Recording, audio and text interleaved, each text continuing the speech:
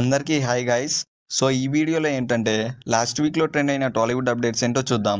దానికంటే ముందు మీలో ఇంకా ఎవరైనా ఈ వీడియోని లైక్ చేయకపోతే వెంటనే చేయండి. ఇంకా ఇలాంటి వీడియోస్ చేయడానికి కొంచెం మోటివేషన్ లాగా ఉంటుంది. ఫస్ట్ అప్డేట్ వచ్చేసి మ్యాథ్స్ సినిమాకి సీక్వెల్గా వస్తున్న మ్యాథ్స్ స్క్వేర్ మూవీ నుంచి ఒక సాంగ్ సెప్టెంబర్ 20th రిలీజ్ చేస్తారంట. Second update, game changer movie official release date అయితే వచ్చేసింది.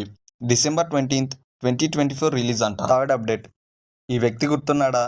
అదే అండి, 2022లో ఒక వీడియోతో యాటిట్యూడ్ స్టార్ని బాగా వైరల్ అయ్యాడు. యాటిట్యూడ్ స్టార్ది రామ్నగర్ బన్నీ అనే ఒక సినిమా రిలీజ్ అవుతుంది.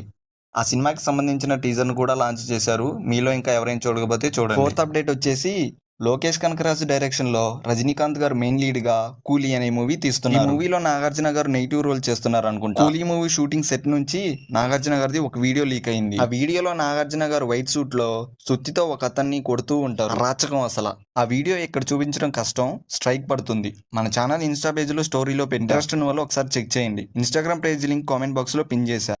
Fifth update, Devara movie total run time 2 hours 42 minutes.